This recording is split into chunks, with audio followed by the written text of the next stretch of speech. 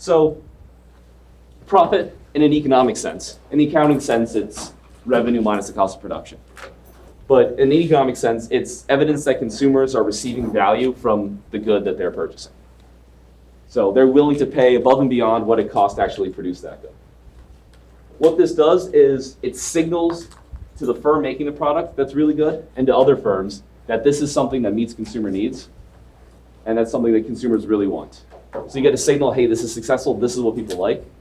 And then it encourages those firms because of the profit, because self-interested individuals want to make as much money as possible. It encourages them to make more of that product or to begin making that product. So the example I gave, hard seltzers, which went from something I'd never heard of, like no one ever talked about, I never saw anyone drink, like 2.5 years ago. All of a sudden they blow up last summer. There's a shortage of White Claws, and then every single alcohol company comes out with their own version of hard seltzers. Labatt Blue, my roommate told me, just came out with one. Which I wouldn't imagine the people that drink Labatt Blue and the people that drink hard seltzers like overlapping very much. Seems like two different clienteles.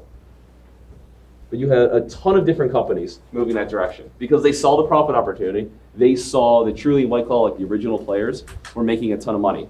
They saw that they were selling out and places were having to increase the prices because of how quickly they were selling. And they said, hey, we can earn a profit from this. We can start making our own seltzer, which takes time to actually plan it, to like plan the flavors, to get like the taste rate and everything. Then to actually buy the machines to do it, you have to switch up some production because I'm sure it's a little bit different to make Bud Light than it is to make a Bud Light seltzer. You need at least some sort of different machinery in order to produce those. So you have an increased investment, so it's going to cost some money up front. So having that profit, knowing that you're going to be able to recoup that money, helps encourage these firms. So what they're doing is they're learning because of this profit, and they're encouraged to act. And the market moves in the direction of the successful entrepreneurs. So because the first people in the market, the Trulies and the White Claws, were found that niche, that need that consumers really wanted. Other firms recognizing that, move the market in that direction. So now we have a ton of different options for hard seltzers out there. On the other side, there's earning loss. In an accounting sense, that's earning a negative profit. Your revenue that you get from selling the good doesn't cover the cost of producing the good. In the economic sense, what this does is it discourages firms from selling goods and services. Because you're not making enough money to recoup it, the company doesn't have enough money to pay its bills. So what they're going to do is, over time, if they're smart, they know what they're doing, redirect those resources from this good or service that isn't selling well into a better usage, into something that's actually earning a profit, something that they can make money off of.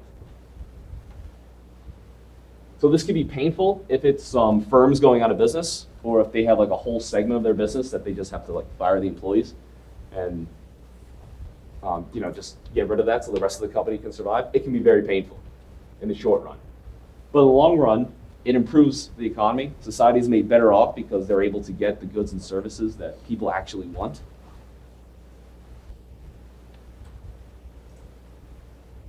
There's some examples here. There's some pictures I included. The first was a Ford Edsel. I don't know if there's any car people in here. This car was, I think it was like the late 50s it came out, and it was enormous. It was disgustingly large, and it was a terrible looking car. I don't know if it was terrible to drive. I don't know if it was like low quality. But people hated it so much that they started buying super small compact cars. And they started importing like super small cars from Europe that were like half the size of the Edsel. That this didn't meet consumers' taste and preferences so bad that it moved the market in the exact opposite direction. Because all cars were like huge. At least American-made cars were like huge before this. At least for like the past like decade or two. Another example is New Coke. Back in like the 80s, early 90s, Coke changed up their recipe to try to be, healthier. And people revolted. Like they still make fun of New Coke. And within like 6 months, they had to go back to the old Coke that people liked better. So the amount of money they lost to Pepsi, a lot of sales that they lost force them to go back to the old Coke to provide consumers what they want. The next, you can't really tell from the picture up there on the screen. It's Lay's Wow potato chips. I never heard about these, but I was like Googling when I made this slide, like crappy products that everyone hated. Pretty sure it was like my exact Google search.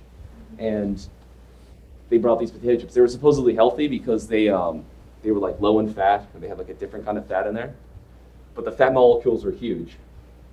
So they would go straight through people and give them like upset stomachs and diarrhea. And shockingly, people didn't want to eat chips that did that to them. And the last example is the one of the Samsung Galaxy phones that would like blow up and catch on fire. Obviously, people aren't going to want to buy a phone that injures them.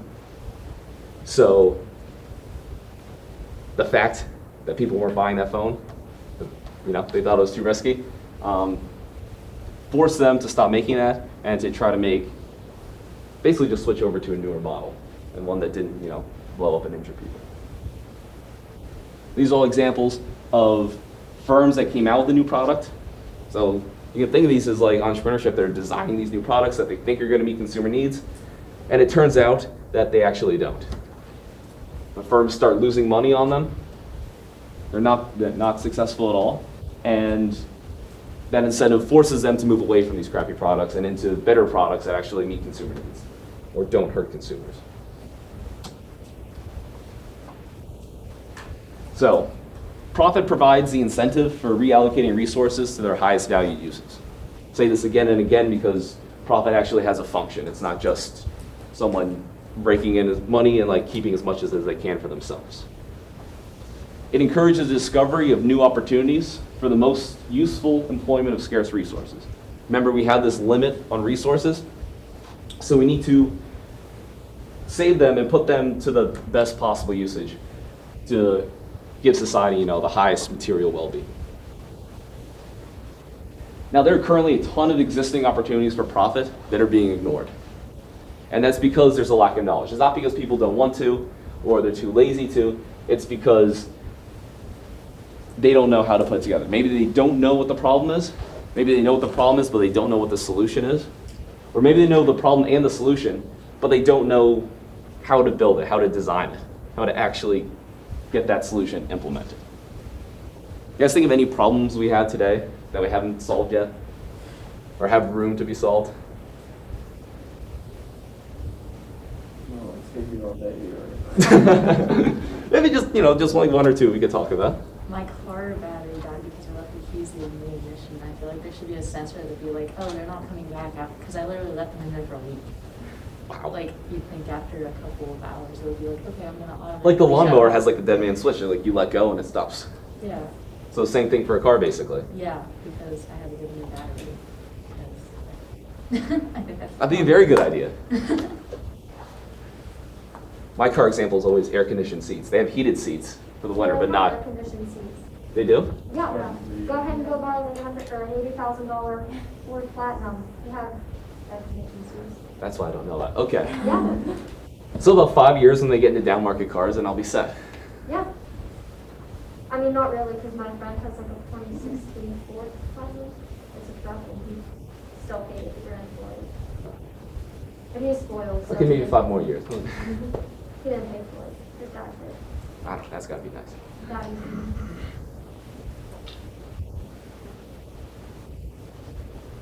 Any other problems? That haven't been solved yet? Yeah. Climate change. Boom. There you go. Pollution's usually my example, so yeah. Yeah. I don't know if there's any engineers in here. We don't need to get into engineering of how to reduce pollution, whether it's from like cars or from factories. But there are ways to make these things more efficient that entrepreneurs haven't figured out how to do yet. Right now, we produce a lot less pollution than we did, say, 50 years ago. If anyone's from Pittsburgh, just look at old pictures of Pittsburgh. It was just covered in soot. Some of that's due to like industry leaving, obviously, but also due to us being more efficient using our resources. So over time, you would expect that more people are going to come along to figure out ways to reduce pollution. We might not have examples of them right now, but it's an opportunity, and people can make a lot of money if they figure out how to do it. So remember, knowledge is discovered, figure out the problem, figure out a solution, and then how to design that solution, and then they act upon it. But this knowledge is costly to acquire, so it can be difficult to figure out problems. It costs you, what, a new battery for your car to figure out that problem. That's okay. I hit deer this morning on the way to work, so I can't make fun of people's car problems. It's literally a week. Because like I went out on Sunday, I went to Walmart Sunday, we tried to go to Walmart next Sunday, and I found my keys in my Yeah, that would upset me.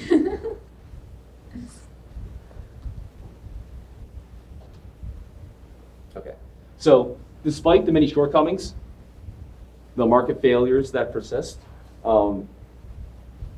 the problems we still face as a society that we haven't been able to solve yet, markets still generate the best outcomes versus any type of system we've designed so far.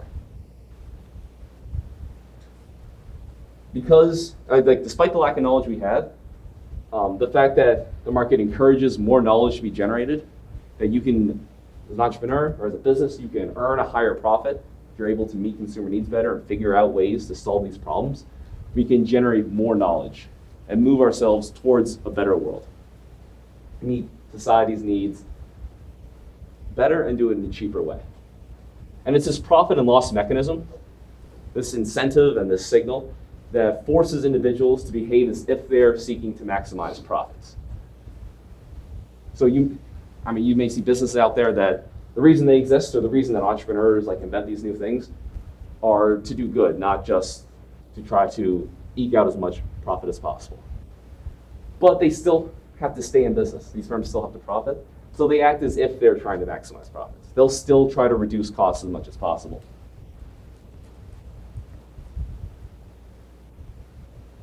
So the environment in which these decisions are being made are basically forcing people to act as if they're trying to maximize their profit. This again is, in order to stay in business. So imperfect people, they make decisions for a wide array of reasons when it comes to business.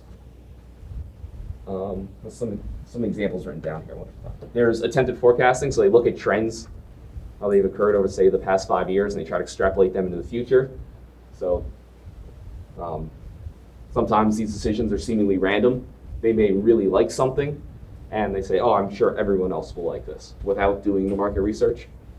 That's a lot more risky. There's some with genuine knowledge that they've discovered something new, and they figure this is I figured out how to meet this new consumer need. I'm the only one who has it right now. They go and they act upon it. And some might just be dumb luck.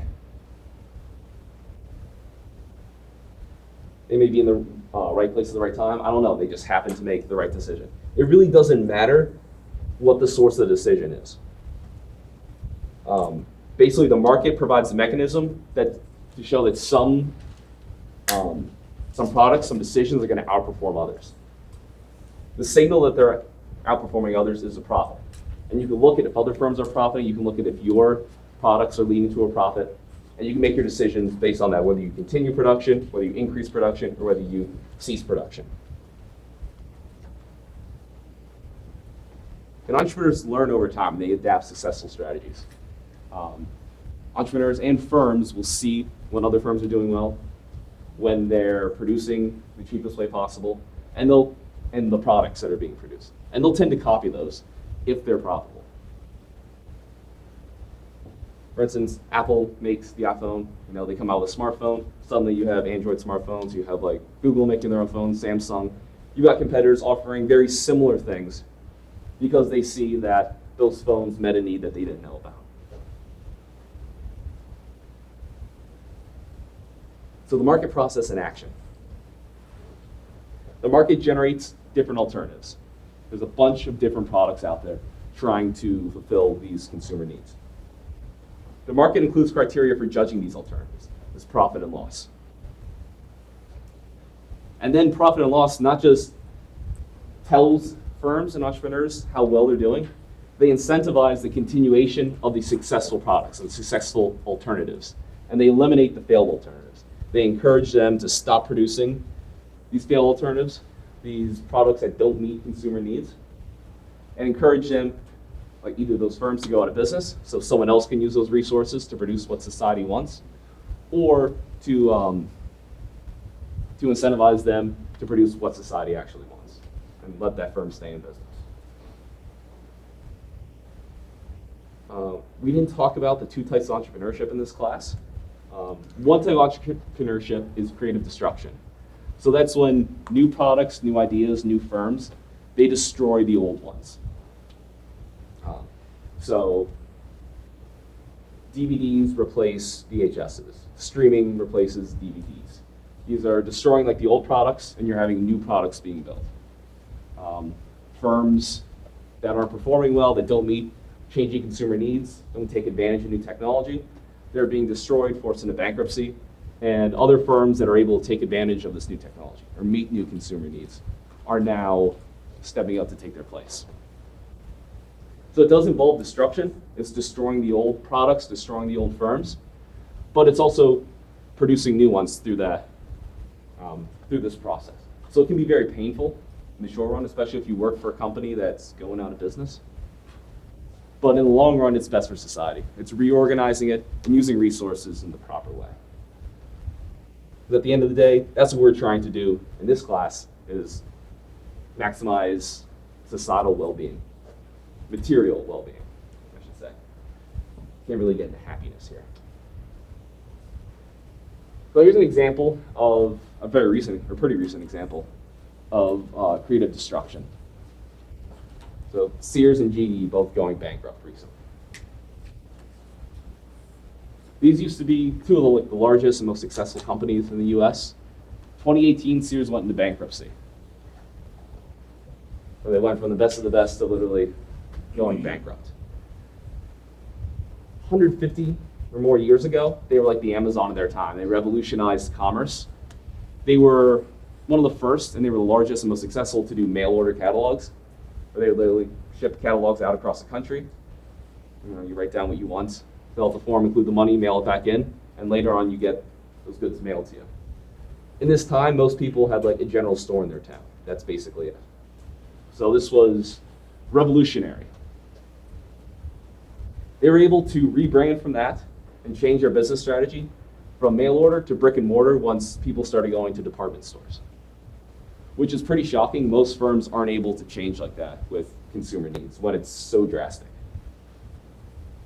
Unfortunately, for Sears, once people began shopping online, using the internet to shop, they were not able to get ahead of that change. They kept the brick and mortar stores instead of going to more of an online format like Amazon, and that ended up leading them into bankruptcy. They even doubled down and purchased Kmart, which was like struggling, going out of business, right at like the worst time, right when like internet sales were taking off. Similarly, there's General Electric. They're founded by Thomas Edison, so another super old company. They provided appliances for the home, which in the late 18, early 1900s was like the first time people had these available. So this is pretty shocking, pretty advanced stuff at the time. But over the years, they became too bloated. They had all these unrelated businesses that they had under the giant GE umbrella. Ended up costing them too much money. These were unsuccessful lines that didn't really meet consumer needs, weren't doing a great job. And it was too difficult to manage all of them under the GE umbrella. So they were forced to spin off a lot of those lines or shut down a lot of those lines because they were just costing the company money, and GE got over leveraged with debt, especially in the lead up to the financial crisis. And they those lines were basically what should have been separate businesses were costing them too much money. They weren't profitable. So these show us, these examples, as consumer demands change and new products are invented, firms have to adapt to survive. Sears did it once, but they couldn't do it again. GE realized too late that they had to spin off those companies that were, or those divisions that were just earning losses for them. As consumer needs change, as technology changes, firms have to adapt. If not, they'll end up going bankrupt, those resources eventually being used to actually meet consumer needs. So at the end of the day, profits reward those firms, like Sears originally, that are able to change, and the losses, like Sears later, force them out when they're unable to adapt. We talked about that before. All right. Do you guys have any questions for what we covered so far? All right, Zach, were you the one asking me last class about incentives, like positive versus negative incentives? Yeah. Okay. Well, I kind of have an answer to your question. Not exactly. So I haven't found like an econ paper that says like one's better than the other. If I remember Psych 101 right, and it's been a long time, and I wasn't a psych major, so probably that's 75% sure.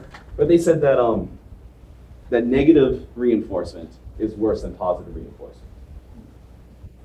So in that case, positive incentives will be better to get people to act the way you want them to act than negative.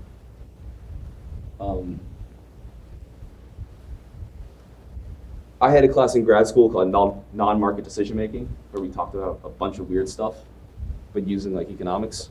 It was like gypsies and witch burnings and all that stuff. And our professor, he said something he was trying to figure out, and he still hadn't been able to do, was why religions have heaven and hell. But he said, all you need is one incentive. If you're good, you get heaven. If not, then nothing. Or if you're bad, you go to hell and get tortured. If you're good, you get nothing. He said there shouldn't be two opposite incentives going on because you only need one. That's just something that had me think that came up in my mind when you were asking me about that. What else did I say? Yeah, so economists basically I haven't seen anything of them saying incentives one way or the other is better. I think in a market setting, the loss mechanism, the negative incentive, would probably be better just because firms have a hard budget constraint, so they can't get around it.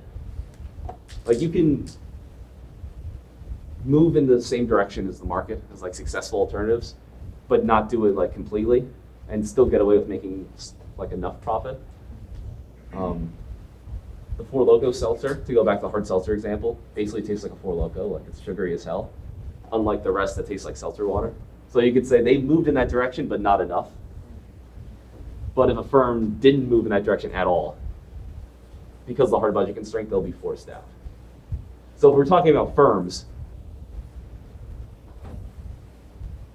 this isn't a fact, I think this is just my opinion. The negative would be stronger, just because you can get forced out. If you're trying to convince people, I don't know which would be better. With that, we've been talking for a while. Do you guys have like a random question or a random statement, a random, I don't know, debate for the class?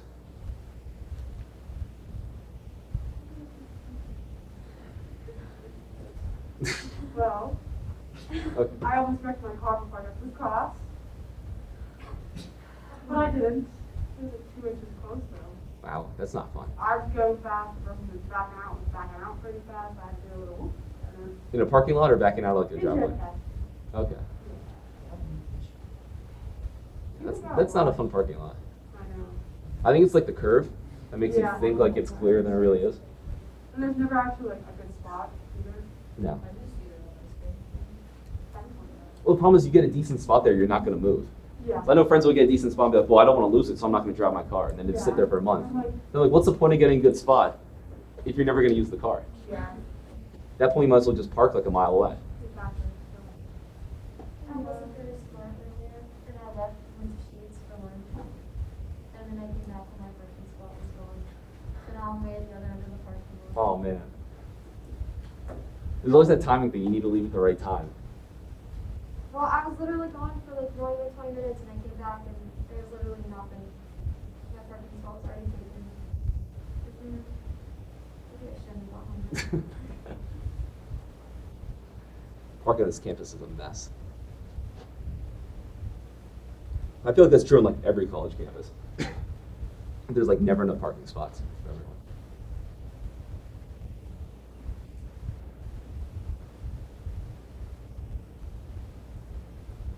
Anything else, or you guys want to jump back into it?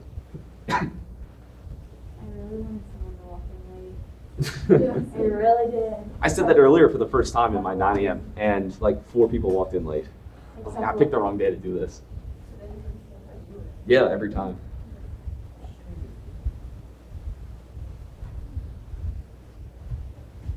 Okay, so we talked about the market process. We can imagine, once markets are functioning, that this stuff happens, that profit and loss filters out losers and encourages winners and all that stuff. But, okay, that's cool. How do markets start originally? So, R.A. Radford was an economist. I think he only had an undergrad degree, and then he went back to grad school after World War II. But he spent the second half of World War II in an Axis prison camp, I guess a couple of prison camps. And he wrote a paper basically describing how markets formed within these prison camps. This is not going to be on the exam. I'm not going to ask you questions about this. This is more or less just showing to you this stuff actually happens. So basically what he said is market institutions are universal and they're spontaneous. They're a response to individual needs. By spontaneous, he means no one sat down and said, let's draw up a market. Let's get it going and let's do this because we think it's the right idea. It happened with people trading with each other because they had some needs. Something this tells us is economic life, markets themselves are universal and they're spontaneous. I mentioned spontaneous order before, right? No, that was the other class. All right. So the idea of spontaneous order is that people act with no plan with other people and in their own self-interest. Not looking ahead to what's going to happen eventually, just the immediate here and now. But over time, it appears as if they all got together to figure something out, to plan something. So there's no central authority. It's super decentralized. It's all based off individuals acting. A good example is those paths over to JFK. Now they have mulch down on them, but originally they didn't used to. There was just grass in there, and people formed those paths by just cutting through there to JFK. Like no one planned it, no one thought, like a bunch of students didn't get together and say, hey, it'd be cool if we had a path through here, let's wear down the grass, so it's easier to walk. They all just did it on their own accord. Then eventually university put down some mulch there to make it a little easier. There's a path, a sidewalk in the field house, going from like the parking lot to like, I don't know, into like the main doors there. Basically, if you're coming from like Torv, walking down that road, it goes like straight into there. That used to be dirt like 2 years ago or 3 years ago because people would cut through there. Eventually, the university said, okay, we're going to put a sidewalk here because people keep walking through it. There's another example of spontaneous order. A totally different type of example is language. No central authority sat down and said, all right, we need a language, let's write it and then disseminate it and teach it to everyone. Originally, when language was formed, obviously this is a long time ago, those individuals trying to communicate with each other, coming up with names for different objects and for different actions. So what Radford said, one of his good quotes, is that through the prisoner's economic activity, the exchange of goods and services, his standard of material comfort is considerably enhanced. So basically what they got is each Allied prisoner got a set of rations from the Red Cross that they would, like the Red Cross would drop it off at the prison camp, and the prison guards would give everyone like equal rations. You would get like some coffee, some cigarettes, some chocolate, some meat, maybe a canned vegetable, I don't know. What else? Jam, margarine, a bunch of random things, just like a small kit to eat for, let's say, the week. So at first, people began trading food for food. I don't really like jam. I'll trade my jam for someone's chocolate. If I don't smoke, I'll trade cigarettes for some food. Things like that. It was very, very simple, rudimentary trade. And it'll just barter straight up one person to another. But over time, people began trading more and more with each other. It became more widespread. And eventually, cigarettes became the unit of currency. So we went from a pure barter economy to an economy with a very simple currency, with currency being cigarettes. Then as trade became more regular, it became like a common thing people did every day, prices began to develop. People heard or engaged in enough transactions that it kind of converged on a price for good that people would typically accept. And basically, those are the prices that people would sell at. They realized that's what they could get for their goods, so that's what they would like demand for it. By the time they started out in like a small camp, and then they like marched them to like a big camp that housed a ton of prisoners. So by the time they got there, which I forget, I think he says took like 3-4 weeks, the prices were all set in cigarettes. So they had officially like converged on a currency that quickly. Now each like, they call them bungalow, like little like prisoner like shacks that a bunch of them would sleep in, they all had prices like advertised for all the goods. So it's like a very early version of Craigslist. They would say like, I want this, willing to pay this much. I have this, willing to trade away, I'll take this, this, this. Like all the prices, all laid out like a menu. So the market came into spontaneous operation, and the resources were given by Red Cross rations. So they weren't being produced by the people there, they're being like freely given. So there was zero labor going into producing any of these goods. So that labor theory of value we talked about earlier breaks down in this situation because there's zero labor going on whatsoever. So you don't have, like Marx wrote about the capitalists or the bourgeois, exploiting the working class, extracting extra profits because they're charging above the cost of labor to produce those goods. In this instance, we have pure subjective value going on, where people are determining what they're willing to trade, how much benefit they get from these goods. There were people willing to perform services. They were willing to like wash and press uniforms that people were wearing. I think there was some basic cleaning going on, a few other small things. And they would do that for a price, so you'd have to pay them in cigarettes in order to get them to do this. And then there were entrepreneurs. So at one point, they built a coffee shop that they bought the coffee and the tea, and they would brew them, and they had little tables and stuff set up, so they could sit there in like this little cafe and enjoy their coffee. They sold some food. I want to say they had music at one point. So it started to turn into like, a couple real businesses going on. One of these like coffee shops overextended itself. They took on too much debt in order to expand.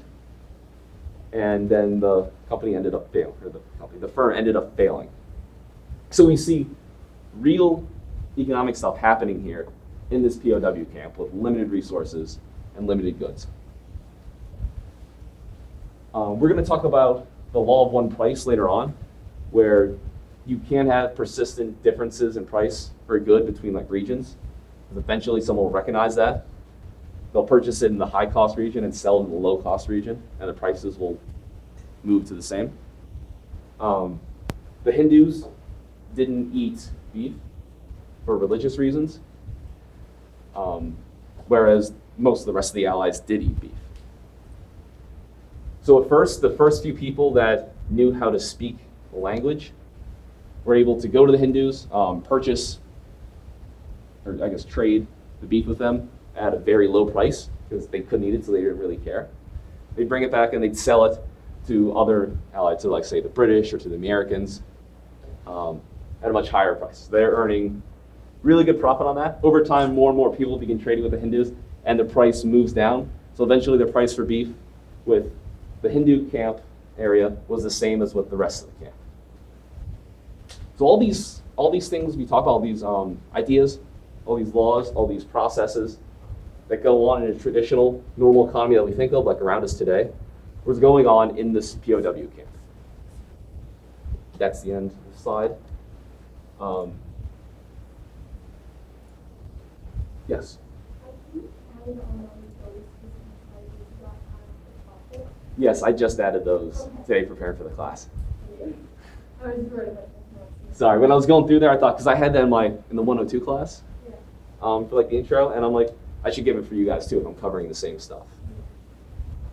There's an appendix with, well, actually, are there any questions about that before I move on? All right. There's an appendix to like chapter 1 talking about graphs and formulas and stuff.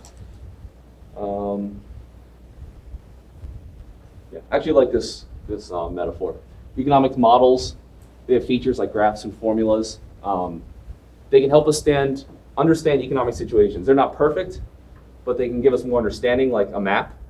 So like this map of, I'm gonna bet that's Manhattan. Yeah, Central Park, yeah. So this map of Manhattan gives us a lot of information about Manhattan. It doesn't tell us everything. You can't tell exactly what's going on. There's a lot of stuff that pulls away. Obviously, it's smaller. You can't see the buildings. You can't see people. You don't know what the traffic's currently like. A ton of... What's that? It's probably terrible. You can bet it's terrible, yeah. Just like models don't contain all the information of what's going on, all the nitty-gritty of people buying and selling, trying to make decisions, entrepreneurs succeeding and failing, currently coming up with ideas. But these are very useful. Models are useful. Maps are useful, even though they don't quite give you everything. So don't, like the map isn't like the real world. The supply and demand graphs, the production possibility frontiers, these aren't the real world, but they tell us about the real world. They're tools we can use. They're not the end all be all. I'm assuming you guys know bar graphs and pie charts. We'll use time series when we talk about like GDP or inflation. Just looking at one variable over time, you can track its changes. Yeah, plotting price and quantity on a graph. We'll be doing this later for supply and demand.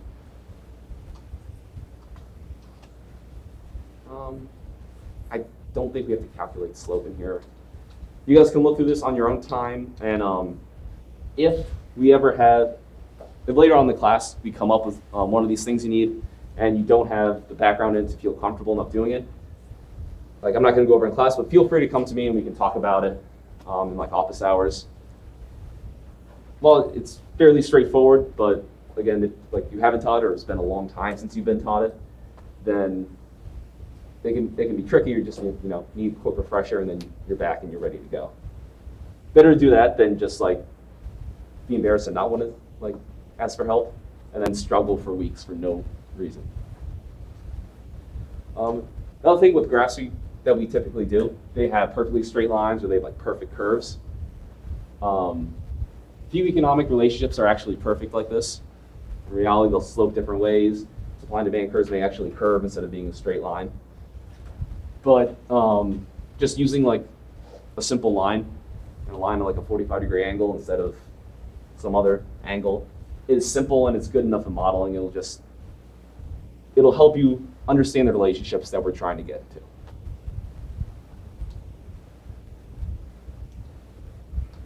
Yeah, all right, so we'll X out that. Do you guys have, if you have any questions later on, just let me know with that.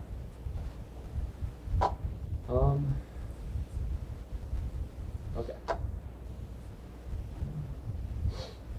Yeah, we'll end with this quick video from one of my former grad school professors talking about subjective value and how economic calculation works. He's going to say a lot of names in this video of different economists that like came up with things. You do not have to worry about remembering these names or anything. Don't worry about that. It's just like a refresher, and he's a little more eloquent than I am, so you can get like a decent speaker actually like talk to you about these things.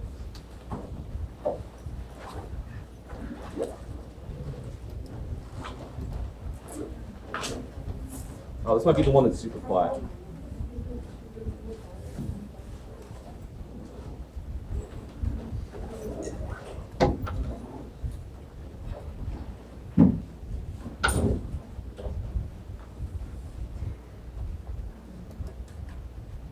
All right, never mind. Oh, wait.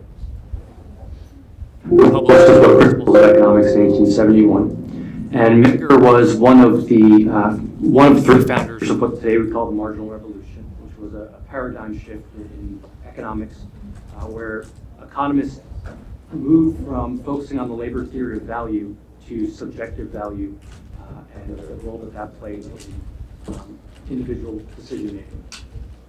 And then from Menger, you have Eugen von Bavarick and Frederick von Pieser, who followed him, and then up to Mises, Hayek, and more modern day Austrians like Israel Kirzner, Murray Rothbard, and Ludwig Lochmann.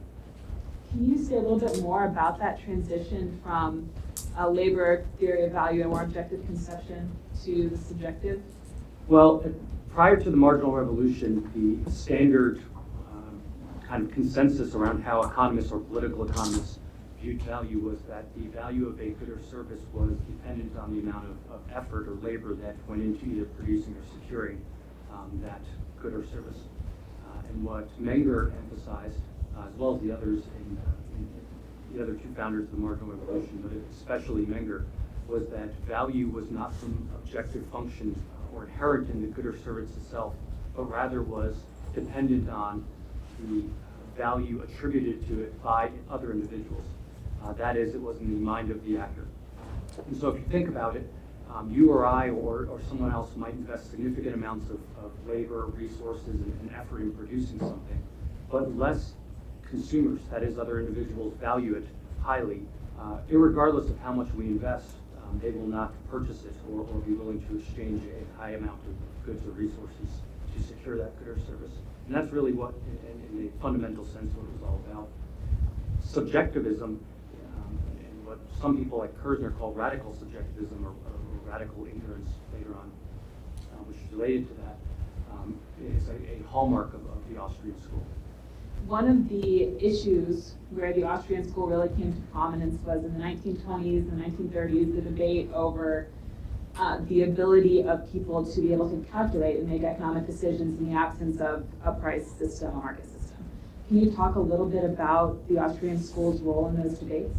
What today we call the economic calculation debate really started in the early 1900s. And the debate was a purely technical one, that is a pure debate over economic theory. And on one side, as the name of the debate implies, there was the socialists who wanted to nationalize the means of production. That is, in its original form, the argument was that they wanted to completely eradicate private property and the unit of exchange, so money. And the argument was that in doing so, they could rationally plan economic activity such that you would either equal or outproduce what capitalism could produce. Capitalism, of course, being defined as the private ownership over the means of production.